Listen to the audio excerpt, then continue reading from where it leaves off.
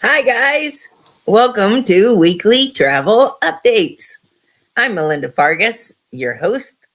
I am the proud owner of Action Travel and Professional Development Journeys. And tonight we have a lot to discuss.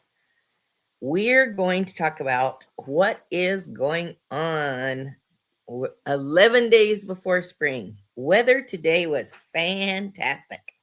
We got up in the 70s and we're supposed to have a beautiful week. But 10 days ago, with the retaliation from Iran and Dubai and others in the Middle East are still in turmoil.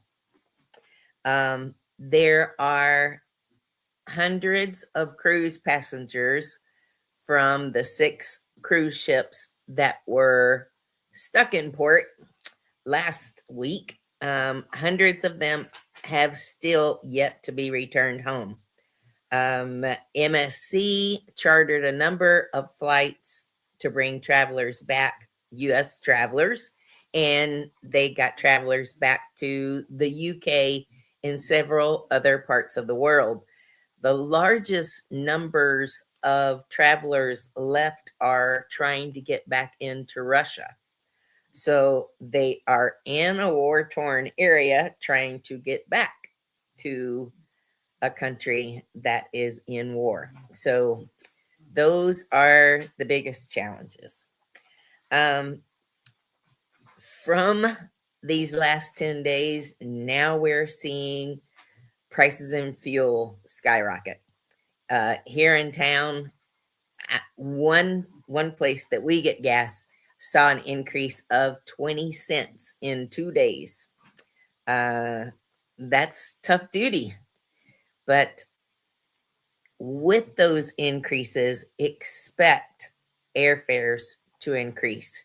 They're already saying that they are remeasuring because fuel is 30% of the cost associated with air travel. And when 30% of your cost increased, something's got to give.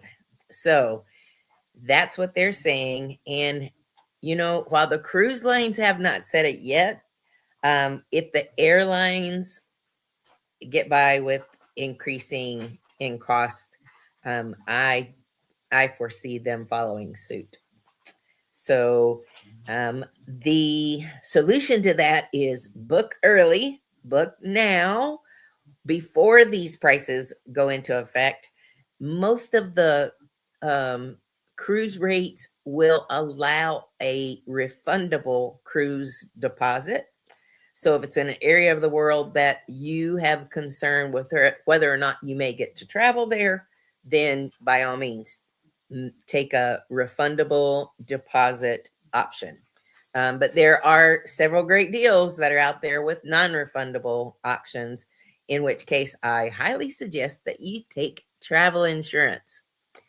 I was able to speak to a group this past week, and I mentioned the annual travel insurance that we do. It's $280 per year, and it covers every trip that is more than 100 miles from your home. So if I go up and see Trey and Maya, that's a covered trip. If I go down to Myrtle Beach, that's a covered trip. If I were to drive to Charlotte to a conference or a business meeting, that's a covered trip. Anything more than 100 miles.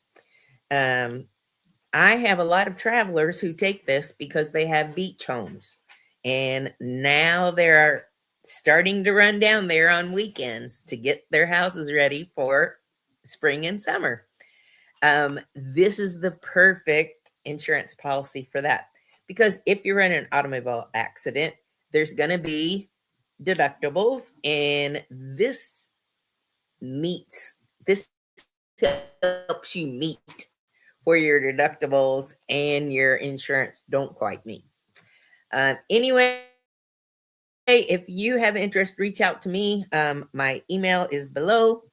I would be honored to serve you. And I think of all the topics that we discussed, the annual travel insurance got the most demand. So, speaking of travel insurance, the CDC warns of polio outbreaks in 32 countries. 32 countries. I think that I was surprised to see the UK on there, Spain, Finland. Now I'll have to look at my notes because Germany, Israel,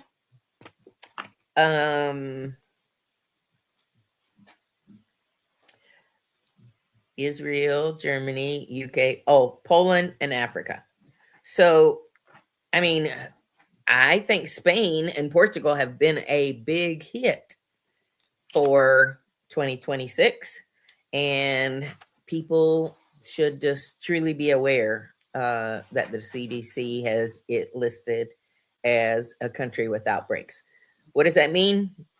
I put a number of references and the links where this information is at into the comments. So look at that.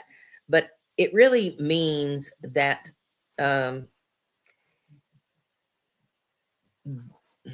because of the vaccination decrease, that's what they're blaming the increase in polio on.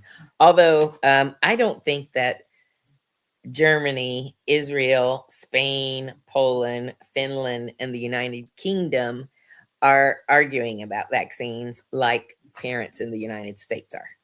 Just my thought, but maybe they are. Anyway, that's where it's at. I don't know that I have seen a warning like this in years. If you are vaccinated, and what they're saying is ask your primary care physician. If you were vaccinated back in the 50s and 60s, it's possible a booster might be suggested. So, just FYI, go check it out.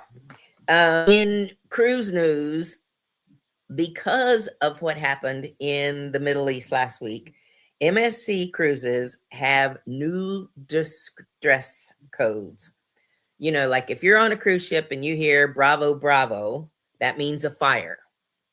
Well, now there are 2 new distress designations, and they are going to be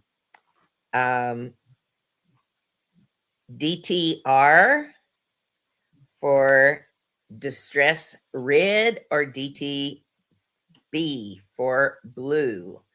And it will be a red distress call if there's imminent danger and people need to take immediate action. There will be blue distress calls if there are pirates in the area that have been seen. And you think that this is an unreal situation, but guys, these cruise ships and these cruise lines are concerned about how they're going to get their ships out in the Middle East right now, because Iran has said, no watercraft is safe, from warships to cargo ships and just leisure watercraft. They're telling everybody, stay out of the water. They're looking for you. I don't know. Put your take down in the remarks. Would it keep you from going? I would say that there have been probably a 20% increase in European cancellations that have come about this past week. Thankfully, I don't have anybody going soon, and so my people are still on go. We will see. We had a missionary, Larry Lowry from Italy. He's spent 32 years there, and he did a Q&A last night. And one of the questions were, what do the Italians feel about the war that's going on? And he said pretty simply that right now it's not of great concern, but if it continues, they do have concern. They have concern that Russian forces could move south. So he's a dear friend. Back in 1995, I went and visited he and Mary when they were in Aosta, Italy, and his kids are still in Aosta, but his wife of 52 years passed away 5 months ago. So Larry was originally from this area, worked for IBM, and so maybe you know him. If you do, think about it and pray for the man. Okay. I wanted to bring you up to speed when I started looking at some of the rules that came out this week in regards to airport security. One of the things that I read was the complete increase and even denial of getting on board a plane for some pretty wild reasons. Did you know TSA is looking for guns and items that could cause harm to other travelers or to the staff on board? Whereas there's customs and border agents that are now in most airports, and they have the authority to ask for your phone and look at your phone.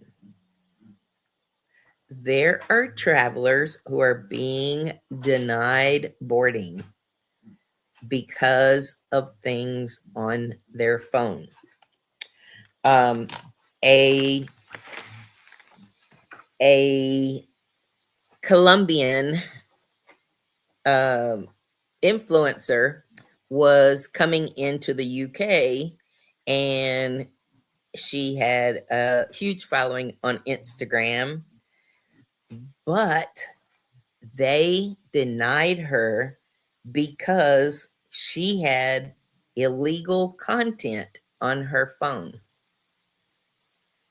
Now, call it whatever scrutiny you want to call it. These things are happening. Another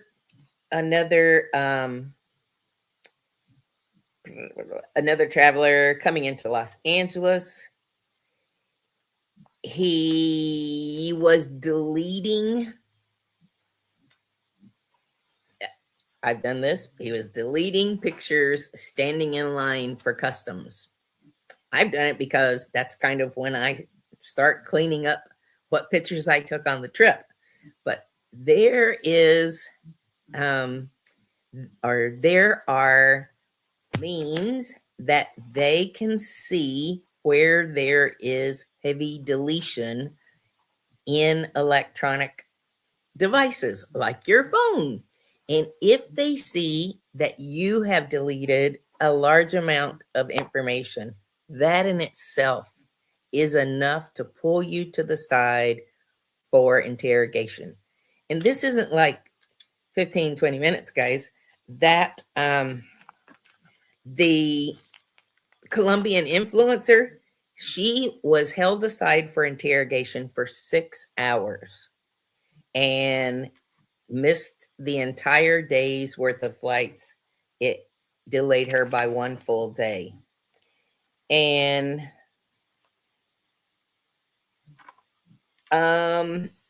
even if they see old pictures from protest, there was an Australian attorney, and he had deleted photos of a protest that he was involved in when he was outside of the country. And as he's re-entering Australia, they took his phone.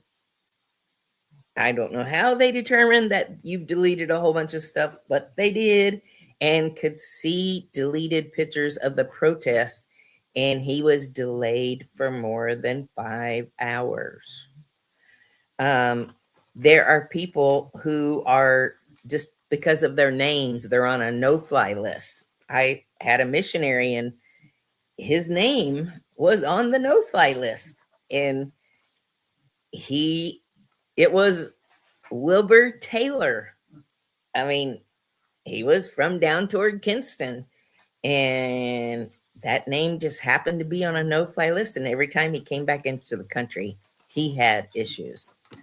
I'm bringing this to your attention because I was not aware that, number one, TSA had, well, not TSA. TSA can alert Border and Customs Control. They have the authority to seize your phone, review items, and if they determine that there was illegal activity, I don't know how they can do it, but they can keep you from getting on that flight. You need to check with your airlines.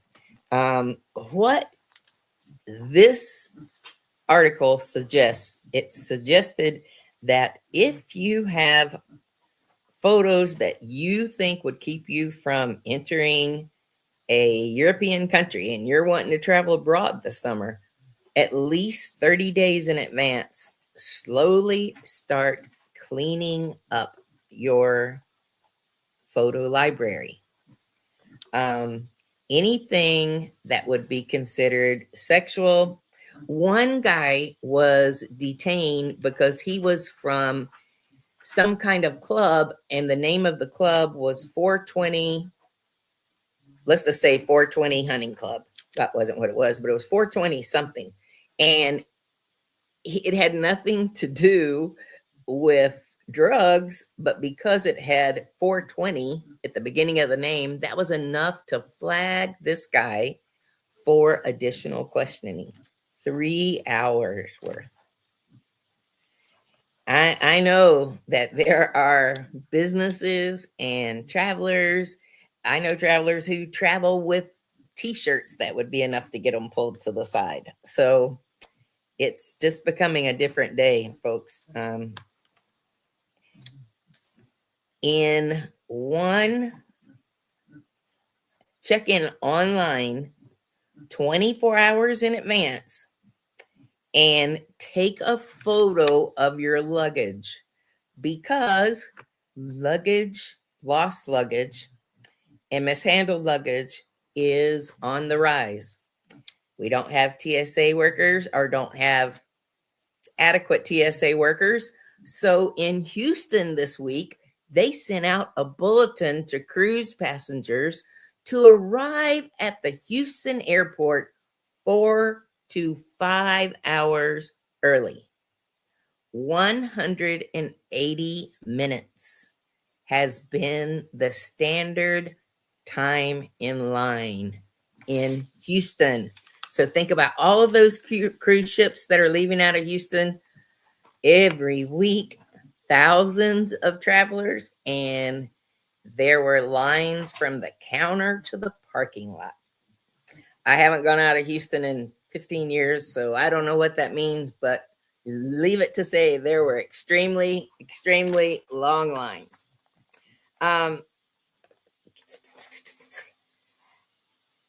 I think that brings you current. And that was long enough because we're almost 20 minutes long. Please drop a line and let me know what big plans you have. If you're thinking spring break, guys, recheck everything. Recheck your flights. They said last year that kids under 13 wouldn't be separated from their parents, when you buy these low fare seats, and you don't get seats until day of departure. However, it's spring break coming up, and be aware they're not guaranteed. So get to the airport as early as you can. On your day of departure, you can pick out the seats. If I do your tickets for you, or if I've done your travel for you, I do that on your behalf. so that you're not going to the airport without seat assignments. Anyway, guys, keep your head up. It is only a few more days and we'll have springtime weather, hopefully all the time. But think about those up in the far north who got lots more snow this weekend. I hate it for them. I am glad that we're over it. Well, guys, thanks so much for checking me out today.